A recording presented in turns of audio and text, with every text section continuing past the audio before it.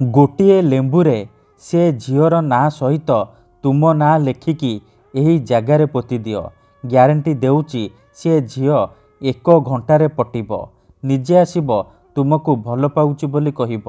आज्ञा हाँ, जदि आपण केउ झील को मने मने भल पाउचंती किंतु जेते चेष्टा कले मध्य ताकू पटेई पारुनाहांती, ताकू निजर मन कथा कहिबाकू डरुछंती, आउ आपण चाहुचंती कि से झील निजे आसी आपण को भल पाउची बोली कहू, तेबे आजिर एही भिडियोटी आपणकर इच्छा को पूरण करिब।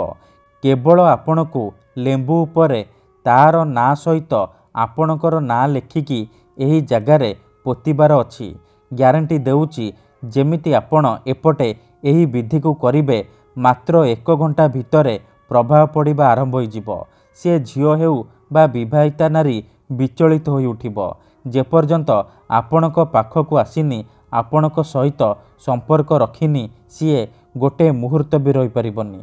आज्ञा हाँ, लेंबुरे तंत्र मंत्र वशीकरण आपण माने सुनिथिबे, किंतु आजिर एही भिडियोटी रे मु आपणकु शिखेइबी गोटिए लेंबुर साहाय्य झील पटेइबा पई वशीकरण विद्या, नारी मोहिनी वशीकरण विद्या, जहाकू प्रयोग करी आपण निज पसंदर सुंदरी झील को पटेई पारिबे। पड़िशा घर सुंदरी भाउजठारू निजर मन मुताबक काम हासिल करि पारिबे। एही वशीकरण सबुठारू सहज किंतु महाशक्तिशाली वशीकरण। एही वशीकरण करिबा पई आपणकू किछि भी पैसा खर्च करिबाकू पड़िबनी, केवल गोटिए लेंबुर आवश्यक। आज्ञा हाँ, गोटिए लेंबुर साहाय्य आपण झील पटेई पारिबे, विवाहिता नारी को निज बसरे करि पारिबे। नमस्कार फ्रेंड्स, ओडिया फंडा चैनल को आपण मानकु स्वागत। लेंबुर एही वशीकरण प्रचंड महाशक्तिशाली वशीकरण। जी भी एहाकू प्रयोग करिछि 100% सफल हेइछि। एही वशीकरण करिबा पई आपणकू किछि भी कष्ट काम करिबाकू पड़िबनी, केवल लेंबू उपरे से झीर नाम सहित निजर नाम लेखि एही जगारे पोतिबार अछि।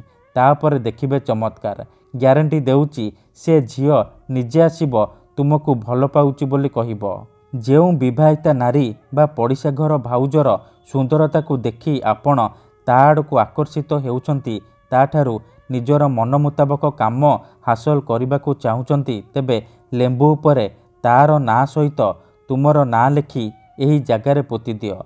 ग्यारंटी देउची से झील हेउ बा विवाहिता नारी बा पड़िशा घर भाउज तुम पाखकू आसिबा पई छटपट हेब, जहा चाहिबे ताहा करिब, कोनोसी प्रकार बाधा देब नाही।